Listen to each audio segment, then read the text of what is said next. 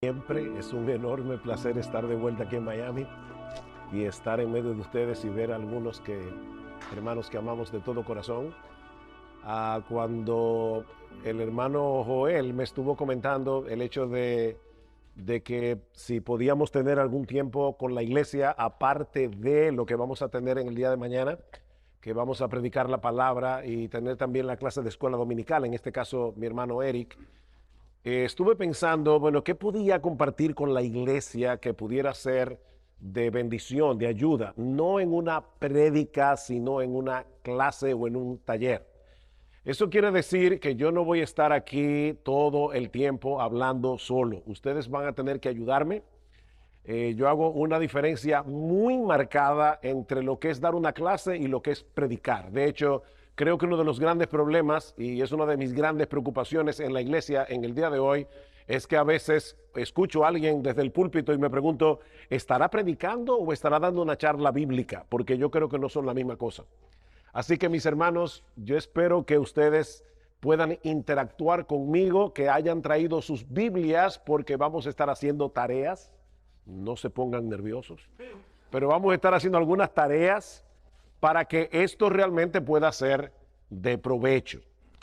Hace unos años, mi esposa y yo estuvimos en Colombia, es uno de los países de Sudamérica donde vamos más a menudo, y estábamos en Bogotá, e íbamos a ir hacia Villavicencio, queda a unas horas de Bogotá, y la persona que nos invitó quería que mi esposa y yo tuviéramos un vislumbre del el paisaje tan hermoso que hay entre Bogotá y Villavicencio. El problema es que nos llevaron en una van y esa van pasaba por varios lugares donde habían precipicios. Recuerdo que en varias ocasiones pasamos túneles y teníamos que encontrarnos con de esos camiones tanques y teníamos que, la van se pegaba de la pared del túnel para que el camión tanque pudiera pasar.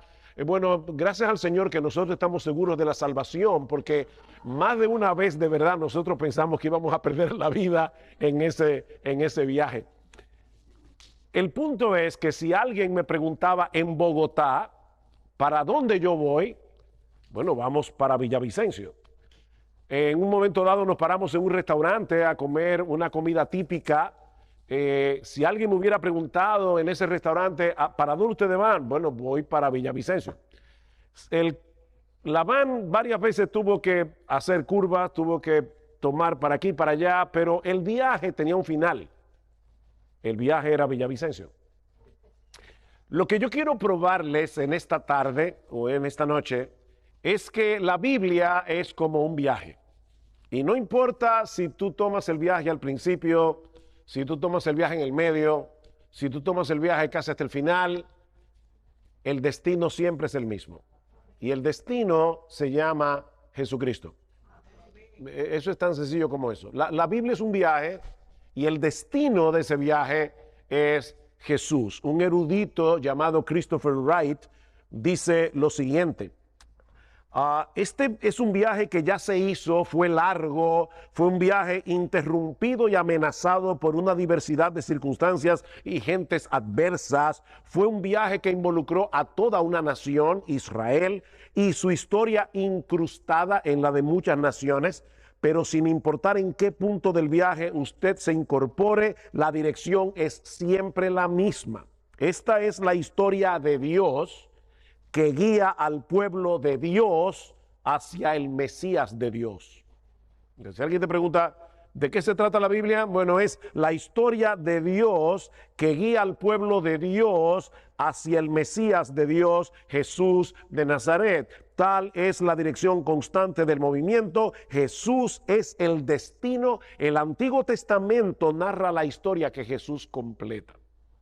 Y para probar esto, yo quisiera, por favor, que ustedes vayan ahora en su Biblia. Vamos a comenzar a hacer ahora el ejercicio. Primera de Pedro, capítulo 1, versículos 10 al 12. Primera de Pedro, capítulo 1, versículo 10 al 12. ¿Alguien pudiera leer bien en voz alta ese texto? ya sea la Reina Valera, que es la reina de las versiones, o la Biblia de las Américas. Si puede leerlo con una voz potente. Los profetas que profetizaron de la gracia destinada a vosotros, inquirieron y diligentemente indagaron acerca de esta salvación, escudriñando qué persona y qué tiempo indicaba el Espíritu de Cristo que estaba en ellos, el cual anunciaba de antemano los sufrimientos de Cristo y las glorias que vendrían tras ellos. Ok, Pedro está diciendo aquí al menos 5 cosas acerca del Mesías, comenzando por la más simple, que el Mesías habría de venir. Primero, que el Mesías, ¿ustedes ven esta letra o tengo que escribir más grande? El Mesías habría de venir. Ok, ¿qué otra cosa dice el texto acerca del Mesías? Fue profetizada la venida del Mesías. Bien, pero ¿qué fue profetizado? Sí, fue profetizado, eso es lo que está diciendo. Los profetas profetizaron que el Mesías habría de venir. ¿Qué más? En segundo lugar, que el Mesías habría de sufrir. Bien, ¿qué más? La gloria tendrá. Que luego del sufrimiento el Mesías sería glorificado. Glorificado. Las glorias que vendrían tras ello. En cuarto lugar, déjenme darles esta pista, que tenía que ser en ese orden. O sea, primero el sufrimiento, luego la gloria. Hay algunos creyentes que lo quieren al revés. No, si nosotros seguimos a Jesús, ese es el plan, ese es el camino. Hay que primero pasar por la cruz antes de llegar a la gloria. Y finalmente, Pedro nos dice que las cosas que los profetas profetizaron, ¿para quiénes eran? Eran para nosotros.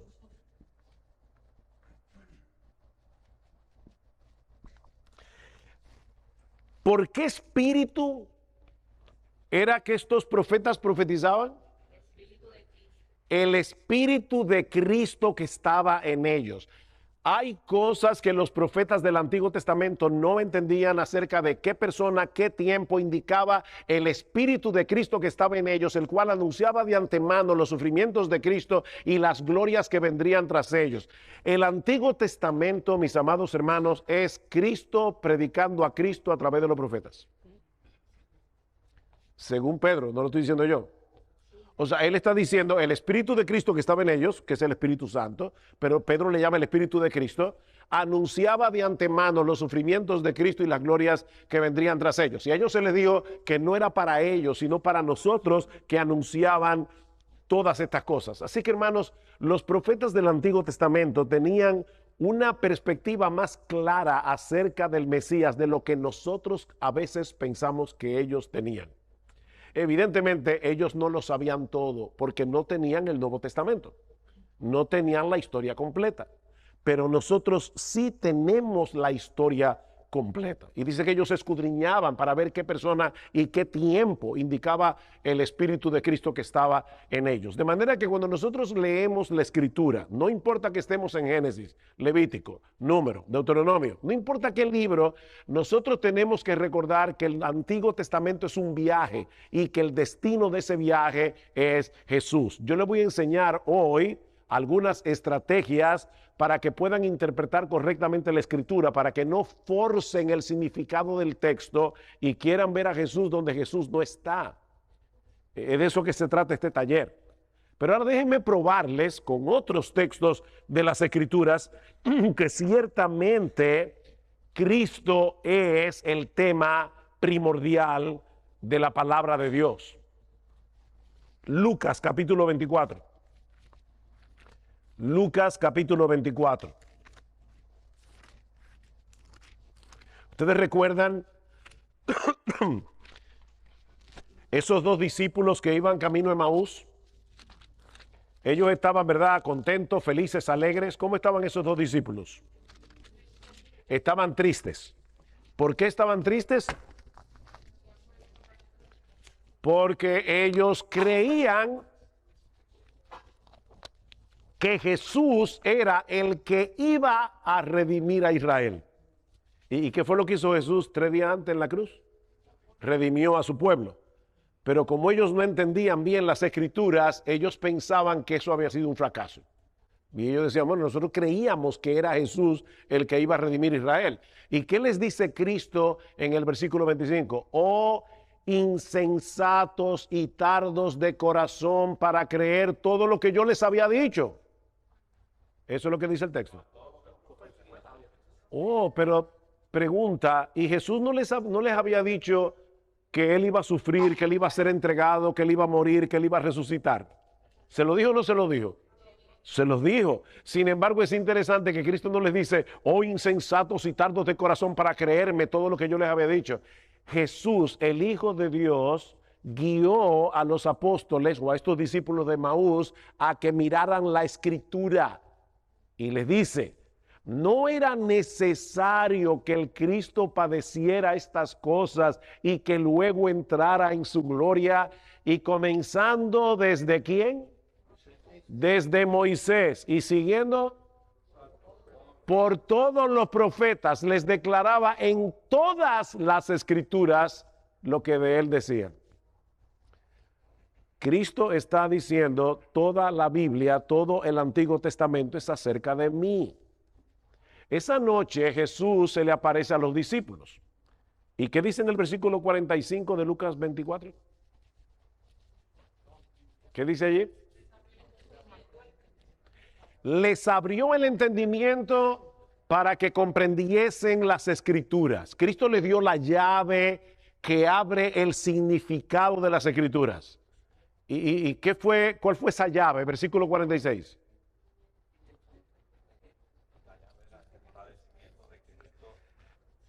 ¿Qué dice el versículo 46, hermano? Díganos, no tengan pena.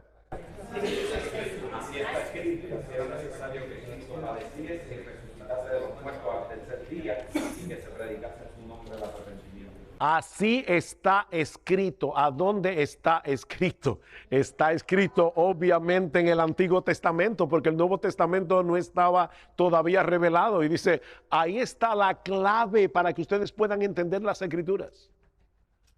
Juan capítulo 5, versículo 39. Ese ni lo busquen, porque ustedes deben sabérselo de memoria. Escudriñad las Escrituras, porque a vosotros os parece que en ellas tenéis la vida eterna. ¿Y qué? Y ellas son las que dan testimonio de mí. O sea, ¿cómo puede ser posible que ustedes digan atesorar las Escrituras, que ustedes digan que tienen la Escritura en alta estima y sin embargo no me creen a mí? Cuando la Biblia de quien habla es de mí. Y luego dice más abajo, si ustedes le creyeran a Moisés, porque ellos decían, nosotros somos seguidores de Moisés, la verdad.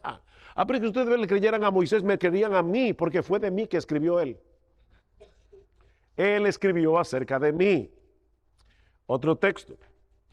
Segunda Timoteo capítulo 3, versículo 14. Pablo está hablando allí de los falsos maestros y le dice a Timoteo, Timoteo, tú perteneces a otra clase de maestros. O sea, los falsos maestros son hombres que están usando la Biblia, están usando los púlpitos para su propio provecho. Miren, mis hermanos, si usted está en una iglesia, si hay alguien aquí que no pertenece a esta iglesia, si usted está en una iglesia donde el pastor está todo el tiempo hablando de dinero y tratando de sacarte tu dinero para que tú siembres y coseches, sal huyendo de ahí porque te están engañando. Y Pablo hace un dibujo, Pablo hace un perfil de lo que es un falso maestro. Son personas egoístas, son personas que viven para sí mismos, que usan la palabra de Dios como fuente de ganancia. Pero tú, Timoteo, persiste en lo que has aprendido y te persuadiste, sabiendo de quién has aprendido y que desde la niñez has sabido las sagradas escrituras. ¿Qué escrituras? ¿La del Antiguo Testamento o la del Nuevo Testamento? ¿Y cómo lo sabemos? Porque cuando Timoteo era un niño, el Nuevo Testamento no estaba escrito. Desde la niñez tú has sabido las Sagradas Escrituras. ¿Y cuál es el propósito de las Sagradas Escrituras? Las cuales te pueden hacer sabios para la salvación por la fe que es en Cristo Jesús, Señor nuestro. Toda la Escritura es para llevarnos a la salvación por la fe en Cristo Jesús. Y ahí que Pablo dice, toda la Escritura es inspirada por Dios y útil para enseñar, para redarguir, para corregir, para instruir en justicia, a fin de que el hombre de Dios sea perfecto, enteramente preparado para toda buena obra. Hermanos, ¿cuál es el tema, el gran tema de las Escrituras? El gran tema de las Escrituras es Cristo. Ahora, ¿cómo yo puedo leer las Escrituras de tal manera que yo pueda ver a Cristo en la palabra de Dios sin torcer el significado del texto bíblico?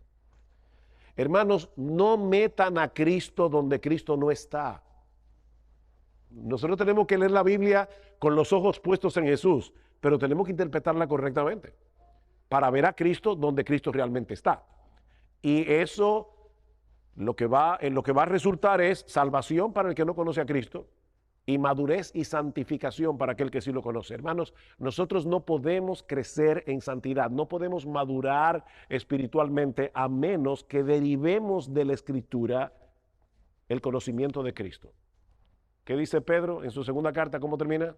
Antes bien, creced en la gracia y en el conocimiento del Señor Jesucristo. Tenemos que crecer en el conocimiento del Señor Jesucristo. Ok, ¿cómo hacemos eso?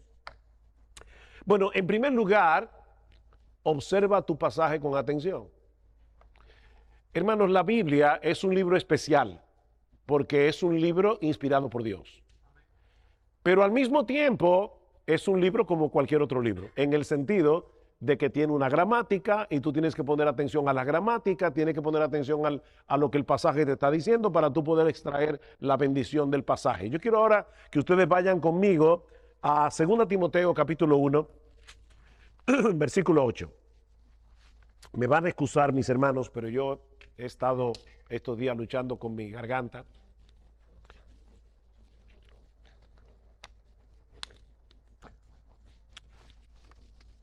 Segunda Timoteo, capítulo 1,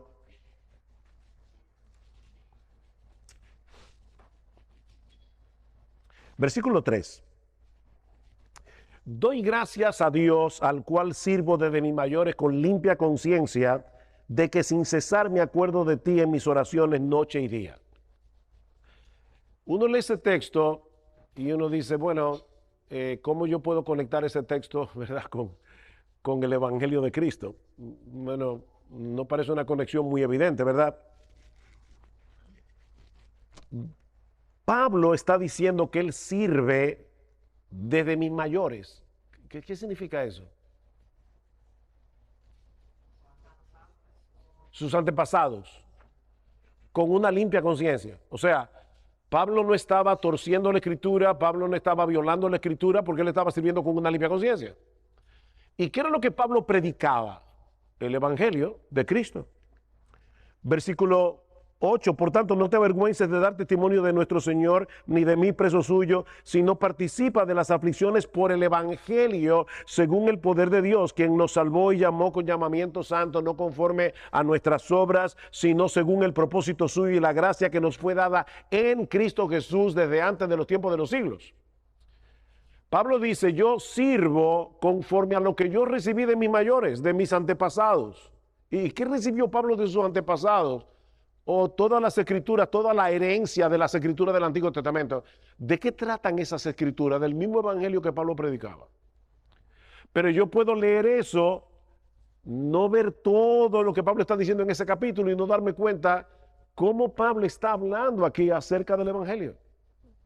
En una forma indirecta, pero está diciendo, yo estoy sirviendo al Señor con las escrituras que yo aprendí en el Antiguo Testamento y con una limpia conciencia. Y lo que yo aprendí fue el Evangelio.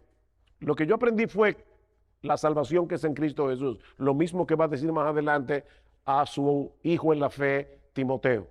Entonces, a veces, hermanos, lo único que falta es prestar atención cuidadosa a lo que el texto dice en su contexto. Primera Timoteo, segunda Timoteo, ¿qué son? En género literario, son cartas. Ok, ¿ustedes recuerdan en la época prehistórica cuando no existía el internet? Y las cartas se hacían a mano. Ok, cuando tú recibías una carta de 5 páginas, ¿cómo tú la leías? Tú leías un párrafo hoy, ¿verdad? Dejabas la carta ahí, mañana tomabas otro párrafo, te olvidabas del párrafo que leíste ayer y traspasado mañana leías otro párrafo. ¿Cómo tú leías las cartas? entera, porque la carta tenía un flujo de pensamiento. Nosotros hoy usamos la Biblia como la galletica china que traen un papelito de la suerte. Entonces, yo saco un texto y quiero tratar de ver la bendición que yo tengo en este papelito de la galletica china. Pero es que la Biblia no se lee así. Esta carta es una carta. Qué profundo, ¿verdad? Y tengo que leerla entera y tengo que tratar de entender todo lo que dice cada parte de la carta en relación a toda la carta. Porque así es que se leen las cartas. Así que no lo olvides. Las cartas del Nuevo Testamento son cartas. Léela como tal, para que no saques un texto fuera de contexto, porque un texto fuera de contexto se convierte en un pretexto. Ok, fíjense, esto fue un ejercicio muy sencillo. Ahora vamos a hacerlo un poquito más complicado, que no es complicado nada, es simplemente poner más atención a ciertos detalles. La Biblia es una historia de redención, ¿verdad? Que comienza en Génesis y termina en Apocalipsis. Yo no puedo leer la Biblia como si fuera un montón de historias desconectadas, sino ver cada parte como parte de toda esa historia. Y tengo que preguntarme, ¿en qué parte de la historia, en el desarrollo de esa historia, yo estoy? Y ahora yo quiero hacerles una pregunta. Vayan a Romanos, capítulo 4.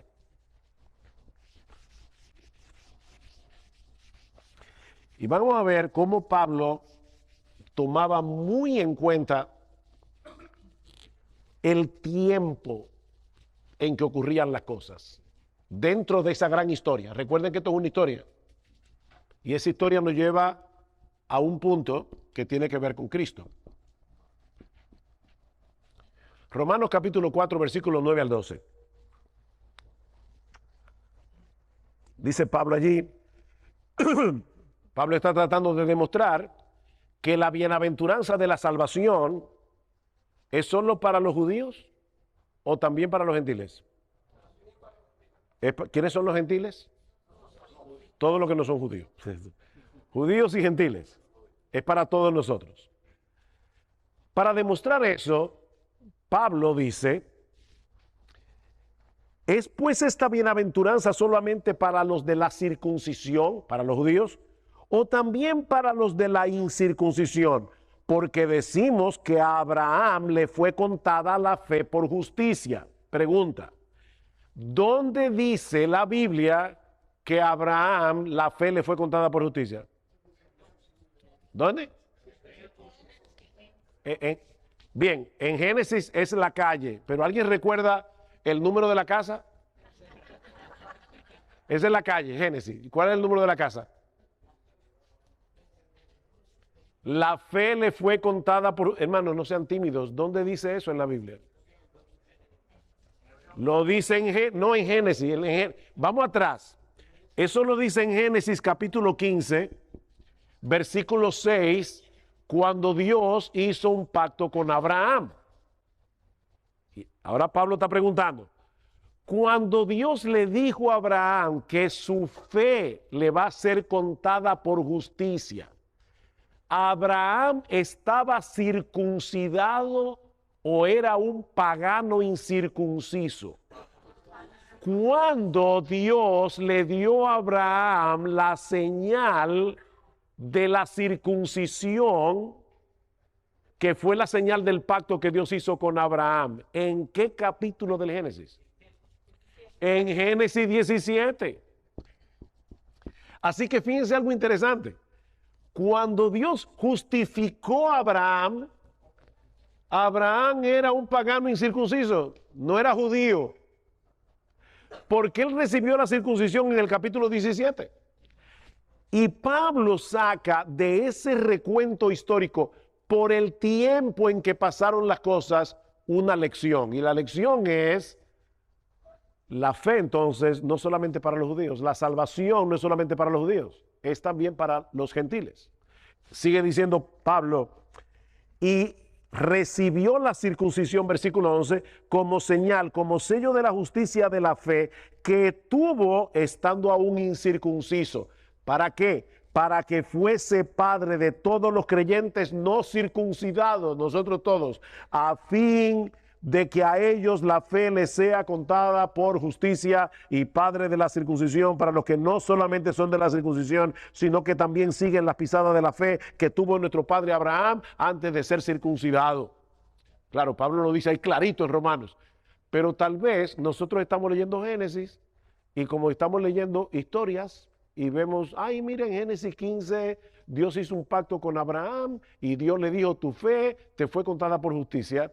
Y no tomamos en cuenta ese tipo de detalles dentro de la historia para decir, wow, qué bendición para mí. El hecho de que yo soy colombiano, soy cubano, soy qué sé yo de dónde, dominicano, chileno, hay un uruguayo por aquí.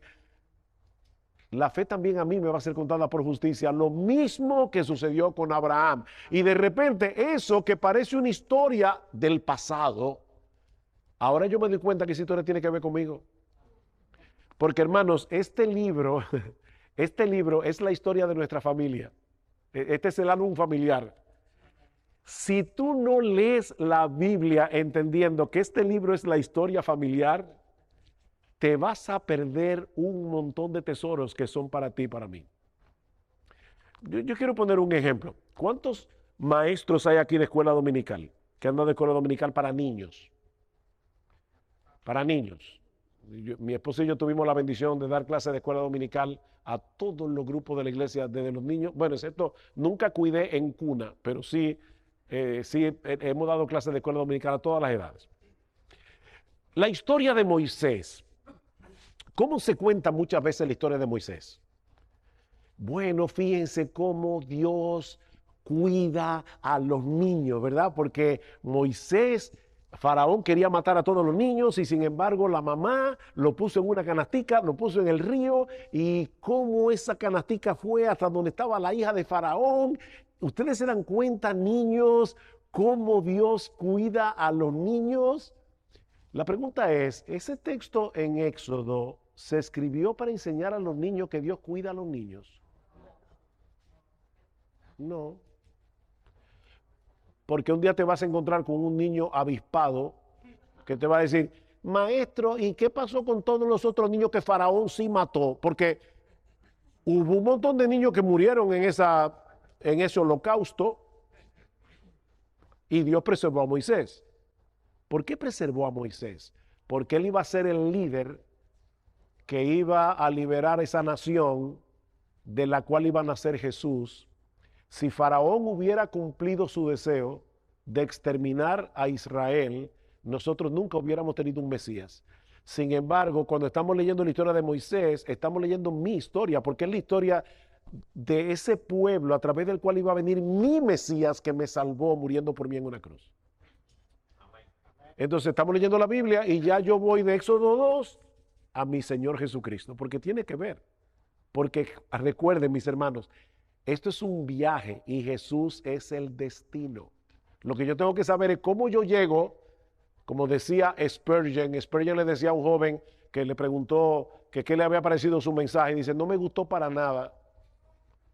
Y no me gustó porque tú no llevaste ese mensaje a Jesucristo. Dice, mira joven, así como todos los caminos conducen a Londres, que era donde vivía, ¿verdad? Spurgeon, dice, así todos los caminos conducen a Jesús en la Biblia. Si tú no llegaste ahí, en algún lado te extraviaste en el camino. Así que le dijo, tu sermón a mí no me gustó para nada. Le digo a Spurgeon. Otro ejemplo. Considera cómo Jesús cumple las profecías del Antiguo Testamento.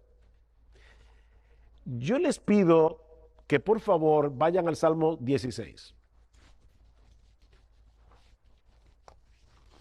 Ustedes conocen ese salmo porque es un salmo favorito de muchísimos creyentes.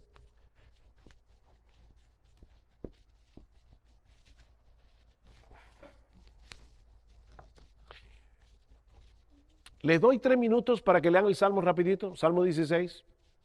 Recuerden que esto es un taller, Salmo 16. Es difícil hacer un taller como este en una iglesia así con tanta gente, pero vamos a hacerlo. Vamos a hacer un esfuerzo. Yo hice este ejercicio con mi grupo pequeño en Santo Domingo. Somos 7 parejas y era muchísimo más fácil. Pero vamos a hacerlo así. 3 minutos. Lean el Salmo 16.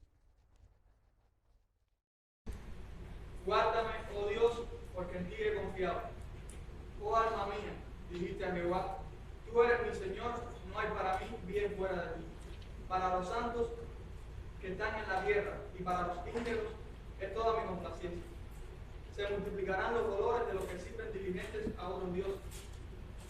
No ofreceré yo libaciones de sangre, ni en mis labios tomaré sus nombres. Jehová es la porción de mi herencia y de mi copa. Tú garantizas mi suerte. Las cuentas me cayeron en lugares deleitosos y es hermosa la heredad que me ha tocado. Bendeciré a Jehová que me aconseja. Aún en las noches me enseña mi conciencia. A Jehová he puesto siempre delante de mí, porque está a mi diestra, no seré zarandeado. Se alegró por tanto mi corazón y se gozó mi alma. Mi carne también reposará confiadamente. Porque no dejarás mi alma en el Seol, ni permitirás que tu santo vea corrupción. Me mostrarás la senda de la vida. En tu presencia hay plenitud de gozo, delicias a tu diestra para siempre. Vamos a suponer que te tocó en tu devocional leer el Salmo 16. Dime rápidamente, ¿qué bendiciones tú sacas de ese salmo? Aunque sea una. Salvación. Salvación. ¿A dónde tú lo ves en el salmo? El alma no queda hablando de Cristo, pero como nosotros morimos en Cristo, entonces habla también de nosotros, de la resurrección nuestra. Bueno, dice el hermano que eso habla de nuestra resurrección, porque dice, no dejarás a tu santo en el Hades, ni tu santo verá corrupción. ¿Qué otra bendición podemos sacar del salmo? Que Dios guarda a su pueblo. Que Dios guarda a su pueblo. Que no hay bien fuera de, no hay bien fuera de Dios. No hay bien fuera de Dios. Ese salmo nos libra de la idolatría, porque está diciendo, óyeme, no hay bien fuera del Señor. De verdad, por más que tú aprecies algo en este mundo, no hay bien fuera de Dios. ¿Qué más? Mi herencia. El Señor es la porción de mi herencia y de mi copa. Eso es como cuando los levitas estaban repartiendo la tierra. Él está diciendo, wow, cuando estaban repartiendo la tierra, a mí me tocó Jehová. Y es hermosa la heredad que me ha tocado. ¿Qué más? La suerte no es mía, es de Dios. ¿Cómo fue? La suerte no es casualidad, que depende de Él. Tú sustentas mi... Tú sustentas mi suerte, mi vida está en la mano del Señor. Fíjense todas las bendiciones que podemos sacar de ese salmo. Ahora, ¿cuál es el tema del Salmo 16? Oh, sorpresa. Ese salmo, Pedro lo cita en Hechos capítulo 2 en Pentecostés. Y escuchen cómo Pedro interpreta el Salmo 16, porque esa es una interpretación inspirada por el Espíritu Santo. Así que aquí no hay equivocación. Varones hermanos, Hechos 2:29, se os puede decir libremente del patriarca David que murió y fue sepultado, y su sepulcro está con nosotros hasta el día de hoy. Pero siendo profeta y sabiendo que con juramento Dios le había jurado que de su descendencia en cuanto a la carne levantaría al Cristo para que se sentase en su trono, viéndolo antes, habló de la resurrección de Cristo, que su alma no fue dejada en el Hades ni su carne vio corrupción. Pedro dice, el Salmo 16 sí es una bendición para nosotros porque estamos en Cristo, pero de quien habla este salmo es de Cristo. Y oigan lo interesante de esto. Pedro está diciendo, ¿saben qué? Los israelitas debieron haber interpretado correctamente ese salmo. ¿Por qué? Porque ese salmo lo escribió David, y David está diciendo, no dejarás mi alma en el Hades, ni permitirás que tu santo vea corrupción. Pregunta, ¿David murió y se lo comieron los gusanos? Sí. Porque David es Cristo es el descendiente de David, en quien se cumple el pacto que Dios hizo con David de que siempre se sentaría en su trono alguien como él. Entonces, cuando David está hablando aquí, está hablando en nombre del Señor, en nombre de Cristo. Recuerden, primera de Pedro, el Espíritu de Cristo que estaba en ellos anunciaba de antemano los sufrimientos de Cristo y la gloria que vendían tras ellos. Si el Mesías iba a morir, si el Mesías iba a resucitar, perdón, es porque iba a morir. Los sufrimientos de Cristo y la gloria que vendían tras ellos. David murió y su cuerpo se corrompió. Entonces, ¿dejó Dios de cumplir su promesa? No, la cumplió en Cristo. Y Pedro está diciendo, esa gran promesa de las Escrituras se cumple en el Señor Jesucristo.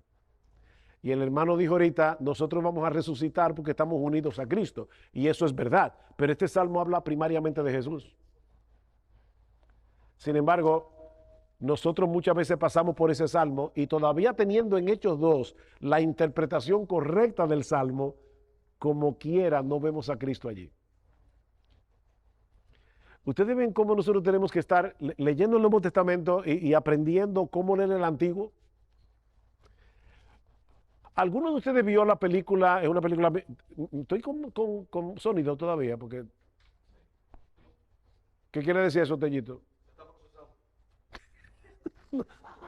Eso es a lo cubano, yo no entiendo eso. ¿Cómo que se está procesando? Julito. Pastor, ¿algún pasaje del Antiguo Testamento que no sea explicado en el Nuevo Testamento de esa manera, nosotros podemos asumir que está hablando también de Jesús?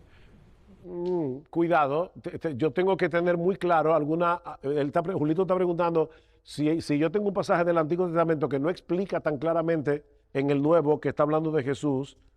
Yo tengo que tener cuidado con eso para no malinterpretar, pero yo voy a seguir hablando de cosas que podemos ver para que interpretemos correctamente esos pasajes que no tengo en el Nuevo Testamento una interpretación apropiada del Antiguo. Pero mis hermanos, yo quiero que ustedes vean y noten cuántas profecías del Antiguo Testamento ya el Nuevo nos las revela y nos dice que tiene que ver con Cristo.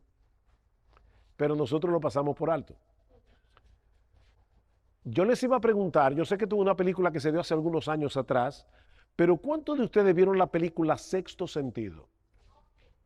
¿No se acuerdan de esa película? ¿Solamente 4 gente la vio? ¿O tienen temor? ¿Cuántos vieron la película Sexto? Levanten la mano, por favor, levanten la mano los que vieron. Ok. Yo tengo otra pregunta para ustedes. ¿A cuántos de ustedes el director los engañó? ¿A cuántos? No te pregunto, levanta la mano que no vas a parecer un tonto porque a todos nos engañó. Ok. Si tú vieras Sexto Sentido de nuevo, ¿qué pasaría? Que tú vas a reinterpretar la película entera porque ya tú sabes desde el principio que Bruce Willis está muerto. Ya te hizo un spoiler de la película. No la vea, que no vale la pena, pero el punto es que si no la viste, cuando tú ves la película por segunda vez, te das cuenta desde el principio que el director te engañó porque el tipo estaba muerto desde el principio. Nosotros ya sabemos cómo termina esta historia. Esta historia termina con Jesús, que es el Mesías prometido y profetizado en el Antiguo Testamento. ¿Por qué nosotros leemos el Antiguo Testamento como si no conociéramos el final de la película? Ya nosotros sabemos eso. Voy a ponerles otro ejemplo similar al que acabo de poner. Vayan a Gálatas capítulo 3, versículo 16.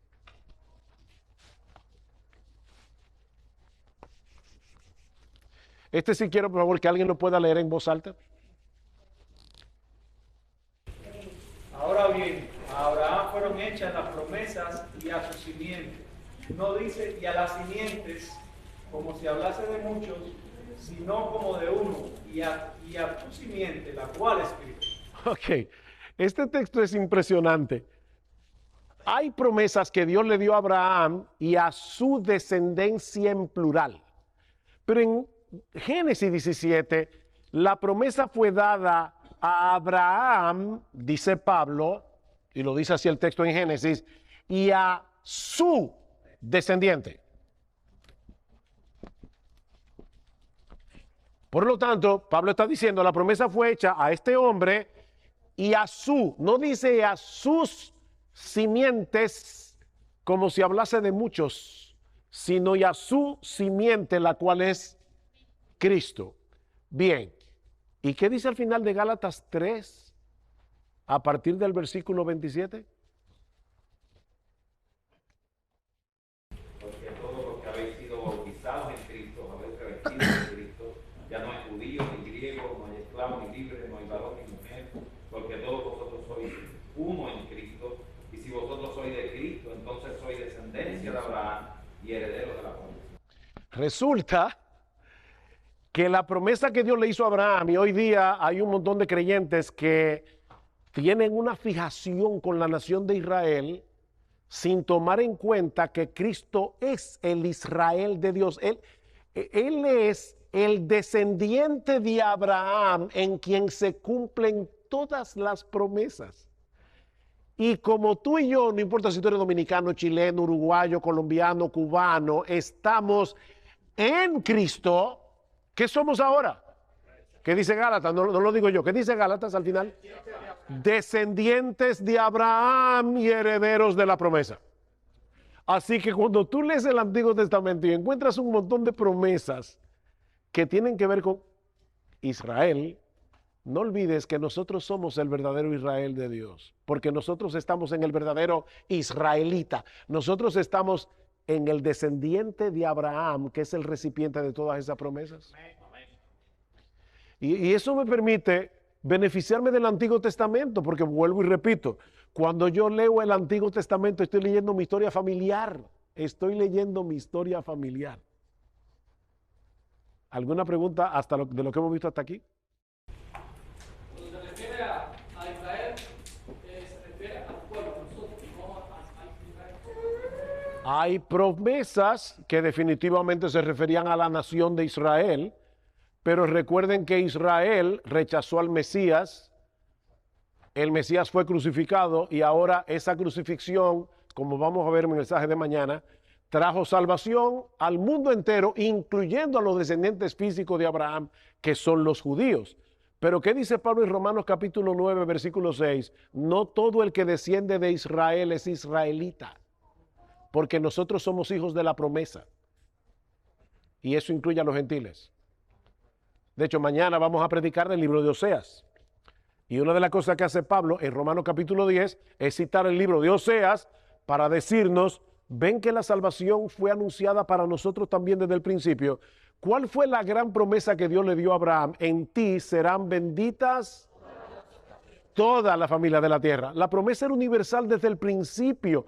¿Cómo se iba a cumplir esa promesa universal? Por el gran descendiente de Abraham, que es Cristo. Yo creo que como quiera, no me quiero meter en ese tema ahora, pero yo creo que como quiera, Dios tiene un plan indudablemente con la nación de Israel, porque muchas naciones del pasado han desaparecido en la historia, los asirios y muchas naciones así. Israel ha permanecido. Yo creo que Dios va a cumplir, ha estado cumpliendo a través de toda la era evangélica su promesa, porque el endurecimiento de Israel es en parte, como dice Romanos capítulo 11. ¿Qué quiere decir eso? Que Israel no está completamente endurecido, sino parcialmente endurecido, porque a través de toda la historia evangélica muchos israelitas se han estado convirtiendo al Señor y han sido añadidos a la iglesia. Hermanos, Dios no tiene dos pueblos, tiene uno solo. Y nosotros somos las ramas que estamos siendo injertadas en el olivo natural. Nosotros somos ramas silvestres, pero qué bueno, estamos injertadas en el verdadero olivo. ¿Por qué? Porque estamos unidos a Cristo, que es el descendiente de Abraham. Otra cosa que tenemos que ver en la Biblia, perdón, Alexis, cualquier comentario que quieras hacer. Alexis es instructor de Simeon Trust, una organización que enseña predicación expositiva en muchas partes del mundo, y damos talleres como estos para enseñar a los predicadores a predicar la Biblia con los ojos puestos en Jesús. Pero ahora estamos enseñando a la iglesia. Como algún comentario que quieras hacer, siéntete libre. Ok. Otra cosa que nosotros tenemos que ver en la Biblia es que Dios nos dejó huellas. Huellas que nos llevan a Jesús. Esas huellas se llaman tipos. Tipos. La palabra tipo en griego significa marca, significa huella. Son huellas que si tú las sigues te van a llevar hasta Jesús. Por ejemplo, Pablo dice en Romanos capítulo 5, que Adán es un tipo de Cristo.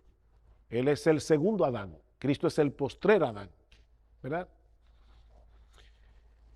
Pon atención a los tipos, a las huellas que nos llevan a Jesús. Alguien definió un tipo como personas, instituciones, eventos del Antiguo Testamento que son considerados como modelos o representaciones divinas de realidades que son reveladas en el Nuevo Testamento, sobre todo en la persona de Jesús.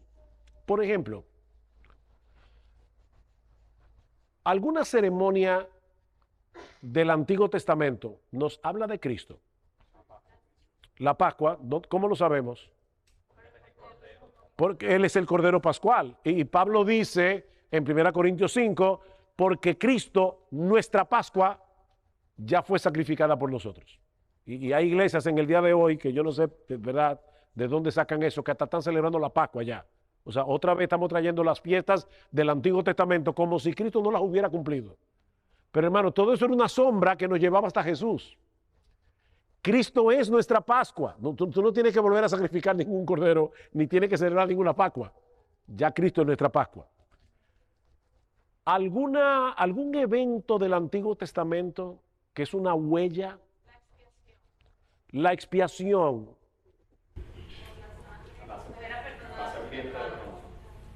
Pero tomando todos los sacrificios del Antiguo Testamento, ¿qué prefiguraban?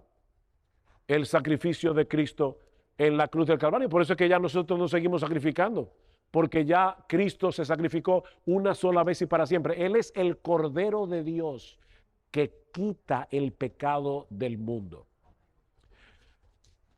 Ricardo mencionó la serpiente de bronce. Ese es un caso interesante.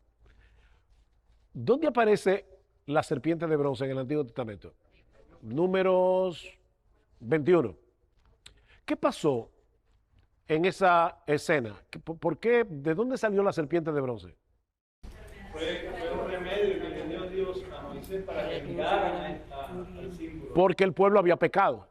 ¿Recuerdan? El pueblo había pecado diciéndole a Dios, tú nos sacaste al desierto para matarnos de hambre. Y Dios mandó como castigo serpientes que mordían al pueblo y tan pronto una serpiente mordía a un israelita, moría ahí en el desierto.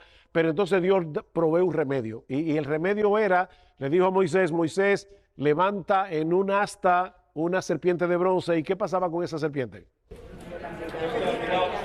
Todo el que miraba. Ok, ese remedio era preventivo. O sea, si yo miraba la serpiente de bronce, ¿no era mordido por la serpiente real?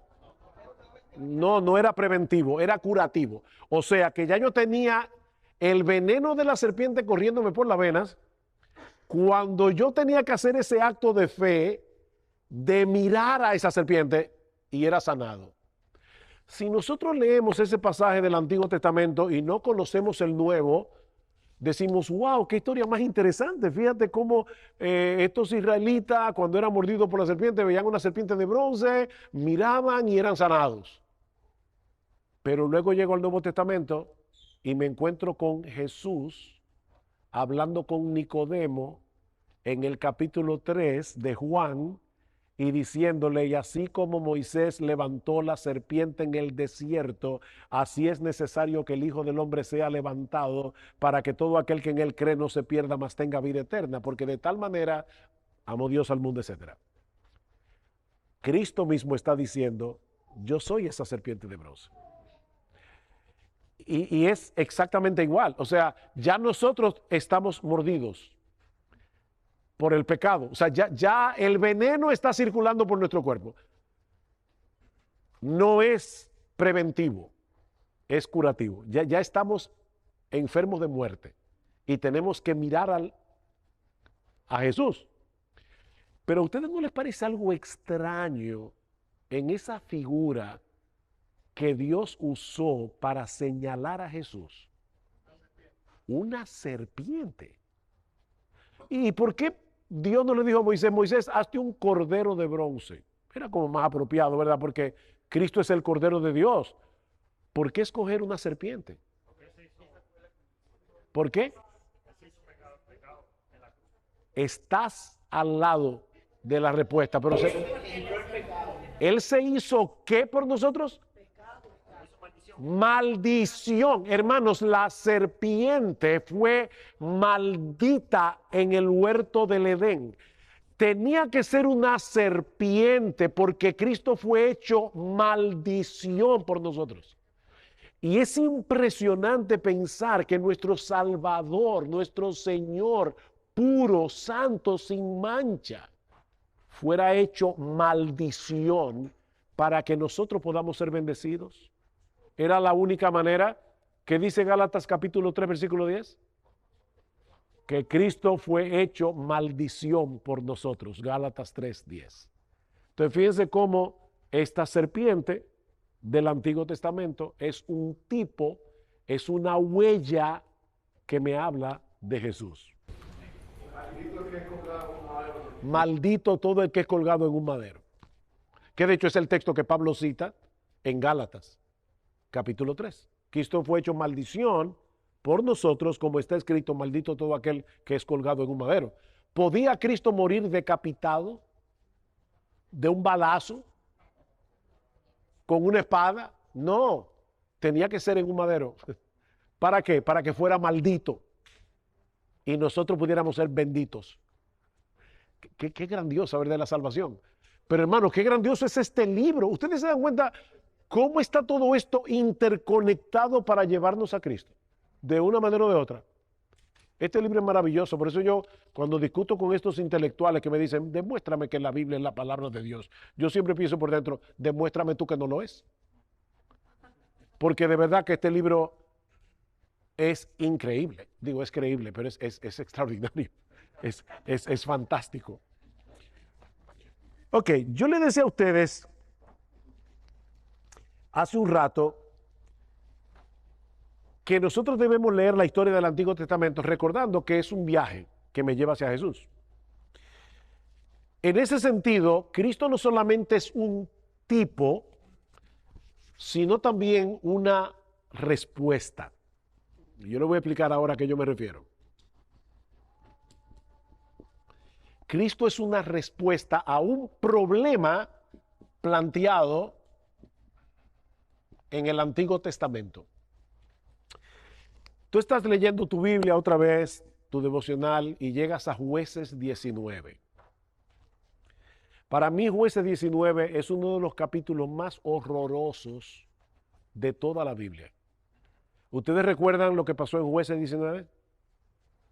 Que un levita, su concubina fue violada y la concubina muere y que hace, la pica en 12 pedazos y le manda un pedazo a cada tribu de Israel. Y tú estás leyendo tu Biblia en tu devocional y tú dices, Señor, ¿y qué bendición yo saco de este pasaje? Óyeme, es un pasaje horroroso. ¿Dónde está Cristo en Jueces 19? Bueno, déjame ver, son 12 pedazos, los 12 apóstoles. No. Eso, así como alguna gente lee la Biblia, eso es espiritualizar con la Escritura. No hagan eso, hermano, no hagan eso. Esos 12 pedazos no tienen nada que ver con los 12 apóstoles. ¿Cuál es el tema del libro de los jueces? En aquellos días no había rey en Israel, cada cual hacía lo que bien le parecía. Así que Jueces me plantea un problema. No hay rey. Y cuando no hay rey, el resultado es la anarquía. El libro de Jueces en nuestras Biblias está antes del libro de Ruth, ¿verdad? Pero no en la Biblia hebrea. En la Biblia hebrea, Ruth está mucho después. En la Biblia hebrea, el libro de Jueces está antes de Primera de Samuel y de Segunda de Samuel, que por cierto, en la Biblia hebrea es un solo libro, que se dividió en dos en nuestra Biblia en español. Pero Samuel es un solo libro. ¿Y de qué trata Samuel? De la instauración de la monarquía. Entonces, Jueces me plantea un problema. Y el problema es, no hay rey en Israel y cada cual hace lo que bien le parece. Y eso me prepara para en Samuel ver la instauración de la monarquía cuando Dios escoge a Saúl, después a David, etcétera, etcétera. Pero cuando yo leo el Antiguo Testamento, los reyes de Israel ¿cuáles de ellos fue perfecto? Ninguno. Tú cogías lo mejorcito, David, Josías, pero eran reyes imperfectos. Entonces, Jueces me está planteando un problema. Si no hay rey que gobierne el corazón, el hombre se desenfrena. Nosotros necesitamos un rey. Pero ¿quién es ese rey? No es Saúl. David. Óyeme, cuando yo leo en la Biblia todo lo que hizo David con Betsabé, con Urías, no, David no es. Salomón, peor. Entonces, ¿quién es ese rey? Ese rey se llama Jesús. El problema que o sea, el libro de Jueces está ahí, no es para contarnos una historia sobre Sansón. Sansón era un muchacho. Entonces nosotros le cantamos a los niños porque pensamos que le sacamos un montón de historia a la Biblia, pero ese libro está para plantearme un problema del cual Jesús es la solución. Yo tengo que esperar todo el Antiguo Testamento para llegar al rey que ahora gobierna mi corazón y que entonces me permite vivir para la gloria de Dios y haciendo la voluntad de Dios, no perfectamente, pero sí sinceramente. Jesús es el rey que nosotros necesitamos. Ustedes se dan cuenta, hermanos, cómo tantas cosas que se pueden sacar de la Biblia cuando nosotros tenemos presente a Cristo. Es como, el otro día estaba leyendo el libro de Isaías y me tocó uno de esos capítulos donde se habla de la ira de Dios sobre el pecado. Hoy día la gente no quiere oír hablar de la ira de Dios. No, mi Dios es amor. Oye, déjame decirte algo, mira, si Dios no tuviera ira y no tuviera justicia, no entenderíamos su amor. Porque la ira de Dios, la justicia de Dios es el telón de fondo que hace brillar en todo su esplendor el amor de Dios. De paso, sin ira no hay amor.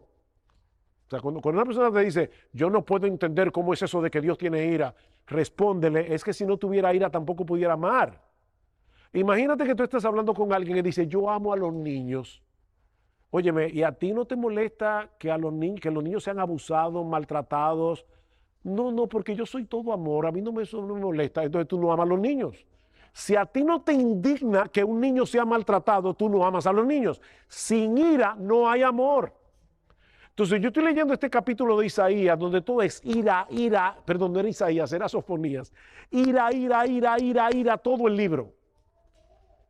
Pero cuando yo pienso, wow, la ira de Dios es terrible. O sea, la Biblia dice, horrenda cosa es caer en las manos del Dios vivo. Pero ¿saben de qué me habla eso a mí? De la cruz del Calvario, porque mi Señor Jesucristo es el hoyo negro del universo que absorbe toda la ira de Dios para que Dios no me trate a mí con ira. Él sufrió todo el castigo que yo merecía por mis pecados. De manera que cuando yo estoy leyendo en la Biblia sobre esos juicios de Dios, claro que yo pienso, wow, qué terrible el impío, lo que le espera al impío. Yo no puedo obviar eso, porque eso es una realidad. Pero ahora yo como creyente, como alguien que ya fui salvo por gracia, solo por Cristo, solo por medio de la fe, yo digo, wow, mi Señor Jesucristo sufrió esa ira, se la bebió entera la copa de la ira de Dios en la cruz del Calvario. Y de repente un libro que habla muchísimo de la ira de Dios se convierte en una tremenda bendición para mí, porque yo estoy leyendo la Biblia con los ojos puestos en Jesús. Hasta aquí alguna pregunta, ya estoy casi terminando. ¿Qué tiempo que yo tengo?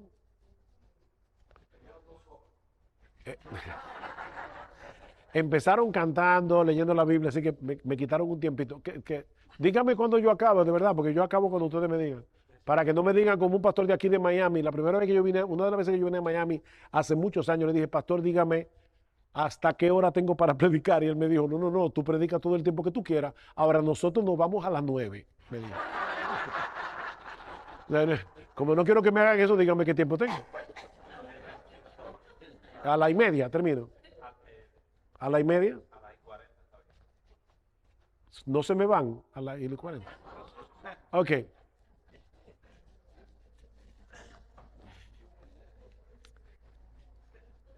¿Alguna pregunta de lo que hemos visto hasta aquí?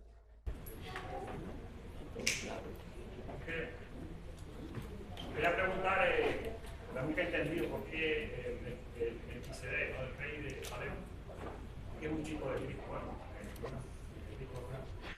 La respuesta más fácil, dice el hermano, ¿por qué Melquisedec es un tipo de Cristo? La respuesta más fácil es porque Hebreos 7 lo dice, ¿verdad? Pero aparte de que Hebreos 7 lo dice, Melquisedec es un tipo perfecto de Cristo, comenzando por el hecho de que dice sin padre ni madre ni genealogía. Eso no quiere decir que Melquisedec no haya tenido ni padre ni madre ni genealogía, sino que en un libro en el que las genealogías aparecen por doquier, Melquisedec aparece de repente y desaparece de repente.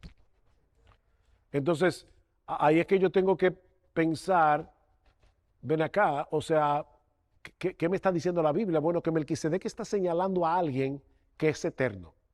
Es eterno porque nunca tuvo principio, nunca tendrá fin. Él tuvo principio y fin. No piensen que Melquisedec es Cristo. Es un tipo de Cristo. Porque Melquisedec era sacerdote. Y dice en Hebreos 5 que para ser sacerdote hay que ser hombre. Y Cristo no se hizo hombre 2 veces. Él se hizo hombre en el vientre de María. Así que Melquisedec no era Cristo, pero era un tipo de Cristo. Y fíjate cómo dice el autor de Hebreos, Abraham le dio los diezmos a Melquisedec. ¿Qué indica eso? Indica que Melquisedec era mayor que Abraham, como Cristo es mayor que Abraham. Por otra parte, dice el autor de Hebreos que Melquisedec era sacerdote cuando Leví ni siquiera había nacido, estaba todavía en los lomos de Abraham. Así que Cristo pertenece a un sacerdocio que no es el arónico, sino es el sacerdocio de Melquisedec, que como no tuvo principio ni fin, es un sacerdocio que no termina nunca. Y por eso es que hoy no deberían haber sacerdotes. La Iglesia Católica cometió un error garrafal al tener sacerdotes como si nosotros hoy no tuviéramos nuestro sumo sacerdote, que es Jesús. ¿Por qué se sustituían los sacerdotes del Antiguo Testamento? Porque eran hombres y morían y tenía que venir el Hijo y el Hijo y el Hijo. Pero como Cristo tiene un sacerdocio como el de Melquisedec, su sacerdocio permanece para siempre. Porque Melquisedec no aparece muriendo en la Biblia. ¿Murió Melquisedec? Claro que sí. Pero nosotros no tenemos registrado su muerte en la Escritura. Y por eso él es un tipo de Cristo. Pero esa es una pregunta interesante, ver esos tipos de Jesús en el Antiguo Testamento.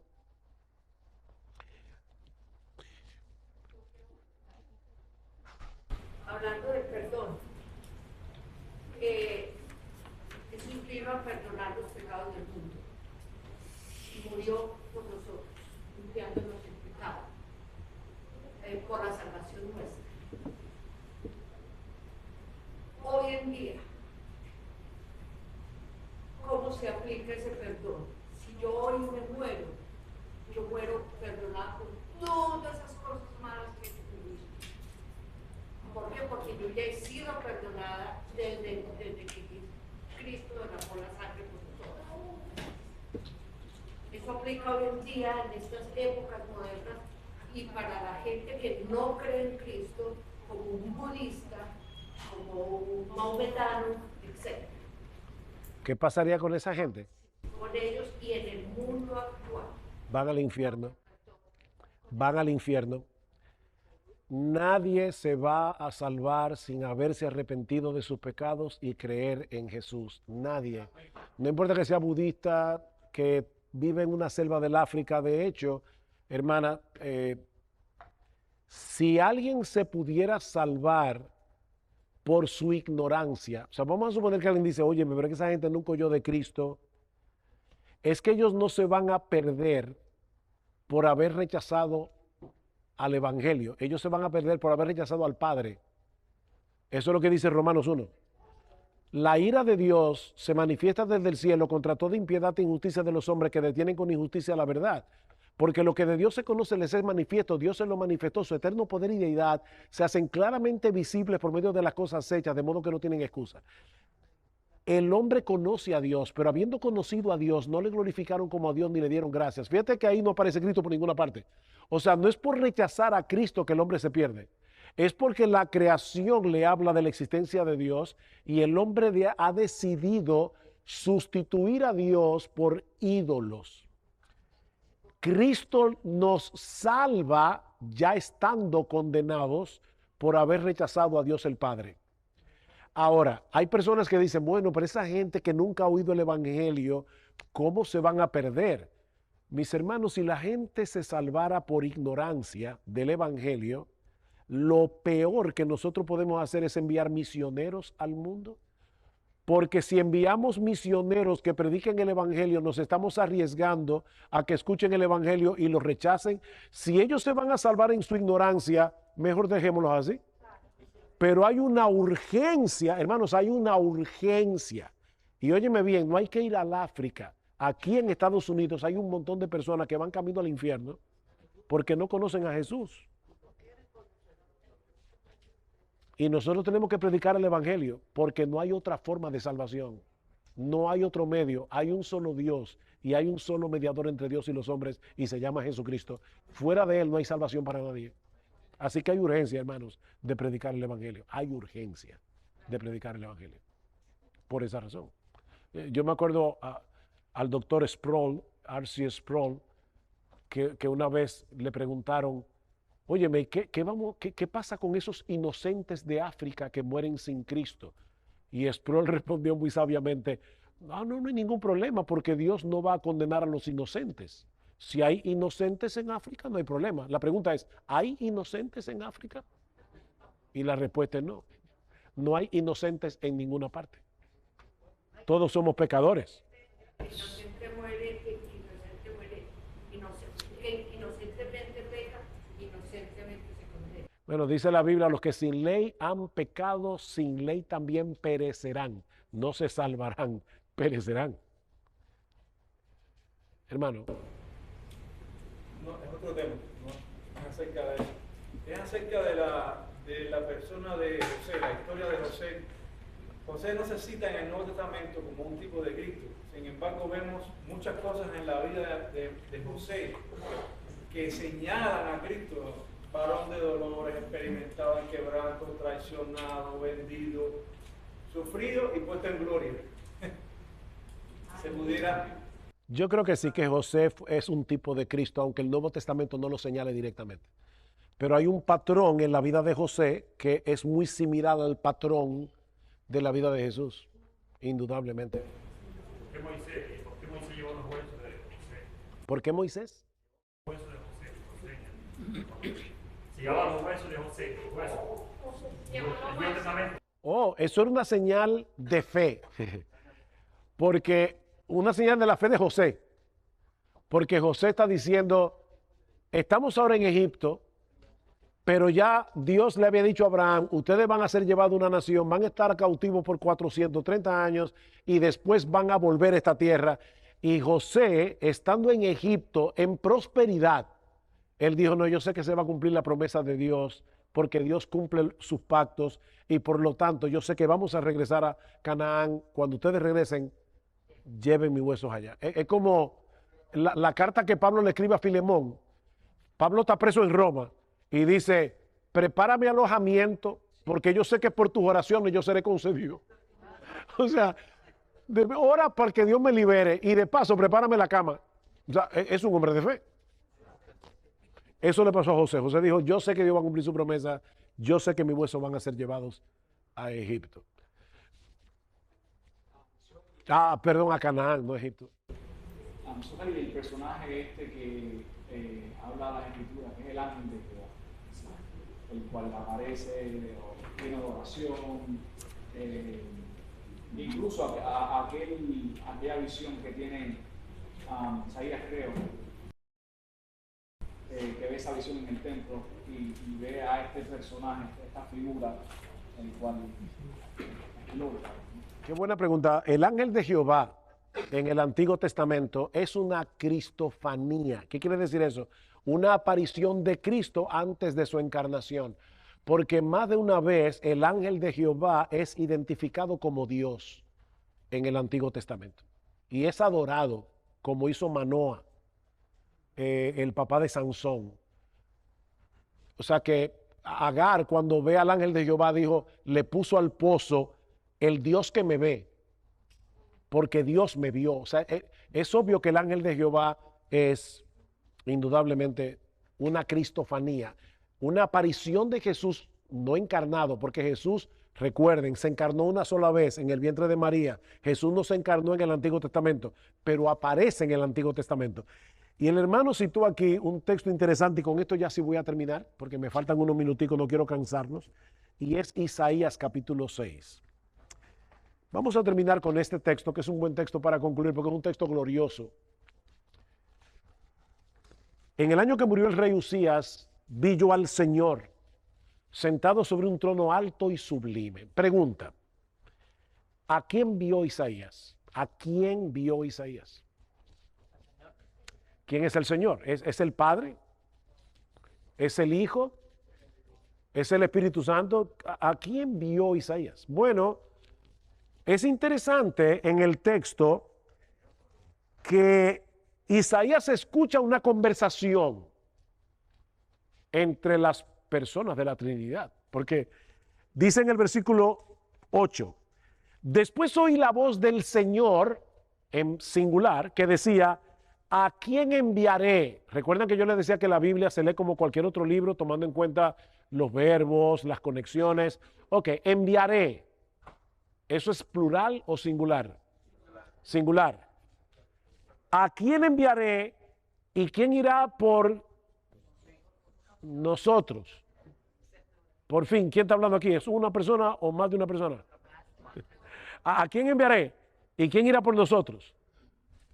Isaías le dice, heme aquí, Señor, envíame a mí. Y entonces ahí comienza una profecía, dile a este pueblo, oíd bien y no entendáis, ved por ciertos, mas no comprendáis, etcétera, etcétera. Es obvio que Dios el Padre tiene que estar en Isaías 6. Claro que sí, eso lo reconoce todo el mundo. Pero cuando vamos a Juan capítulo 12,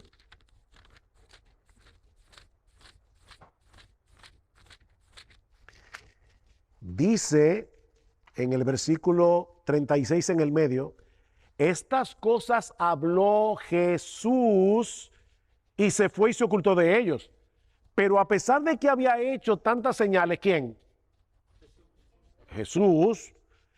No creían en él, en Jesús, para que se cumpliese la palabra del profeta Isaías que dijo, Señor, ¿quién ha creído a nuestro anuncio y a quién se ha revelado el brazo del Señor? Isaías 53. Por esto no podían creer, porque también dijo Isaías, cegó los ojos de ellos y endureció su corazón para que no vean con los ojos. ¿Qué está citando Juan aquí? Isaías 6. Y ahora escuchen el versículo 41. Isaías dijo esto cuando vio su gloria y habló acerca de él. ¿Acerca de quién? ¿Qué gloria fue la gloria que vio Isaías? La gloria de Cristo. Pero espérense que falta más. Vamos a Hechos 28. Ya dijimos que obviamente en Isaías 6 tiene que estar el Padre. Ahora Juan 12 nos dice que Isaías vio la gloria de Cristo. En Hechos 28 Pablo está predicando el Evangelio en Roma a los judíos y les dice cuando creer en el Mesías, versículo 25, y como no estuviesen de acuerdo entre sí, al retirarse le dijo Pablo esta palabra, bien habló el Espíritu Santo por medio del profeta Isaías a nuestro Padre diciendo, ve a este pueblo y dile de oído iréis y no entenderéis. ¿Qué está citando Pablo? Isaías 6. ¿Quién fue que dijo eso? El Espíritu Santo. Entonces, ¿a quién fue que vio Isaías? Al Dios Trino, al Padre, al Hijo y al Espíritu Santo. Y ahora nosotros lo sabemos claramente por el Nuevo Testamento. porque el Nuevo Testamento completa la película. Y ya nosotros podemos leer lo que muchos judíos del Antiguo Testamento no entendieron, pero nosotros sí podemos entenderlo, porque ahora tenemos la revelación completa. Pero no lo olviden, mis hermanos, este libro es un viaje y el destino de este viaje es Jesús. Yo pudiera darles muchas otras estrategias, pero ya estas son suficientes para darles un vistazo de cómo nosotros podemos interpretar la Escritura viendo a Cristo correctamente donde Cristo es presentado en la palabra de Dios. Yo creo que aquí terminamos, son las 8:37, me dieron a las 40, estoy entregando 3 minutos antes.